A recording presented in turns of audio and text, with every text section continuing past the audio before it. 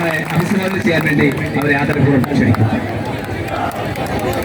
ഏറ്റവും പ്രിയപ്പെട്ട ആശാ സഹോദരിമാരെ, ഞങ്ങളെ നിയമസഭ നടന്നുകൊണ്ടിരിക്കുകയാണ്. ഇപ്പോൾ അടിയന്തര പ്രമേയം ചർച്ചയ്ക്കെടുക്കും. എനിക്ക് അതിനു മുന്നേ സഭയിൽ കയറണം.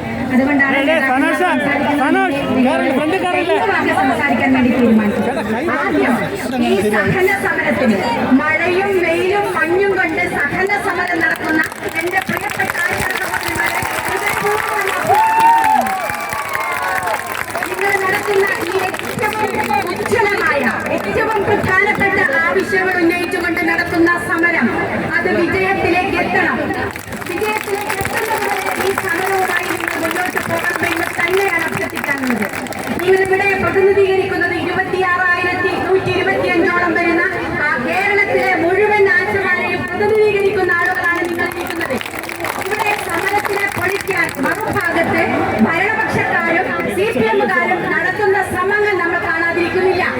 ഈ സമരത്തെ സ്ത്രീകൾ, കേരളത്തിലെ സ്ത്രീകൾ, ആശാപ്രവർത്തകരായ സ്ത്രീകൾ നടത്തുന്ന സമരത്തെ അപഹസിക്കുന്ന, പരിഹസിക്കുന്ന ഒരു ഭരണപക്ഷം നിങ്ങൾക്ക് ചുവട്ടയിലായിരിക്കും സ്ഥാനം എന്ന കാര്യത്തിൽ ഒരു സംശയം വേണ്ട.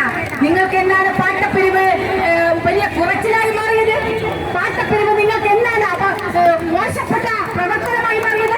പാട്ടപ്പിരിച്ച് പണം കൊടുത്തല്ലേ, ഈ പണമെടുത്തല്ലേ ഈ നേതാക്കന്മാരൊക്കെ നേതാക്കന്മാരായത്? അപ്പോൾ നിങ്ങൾക്ക് ഇതൊക്കെ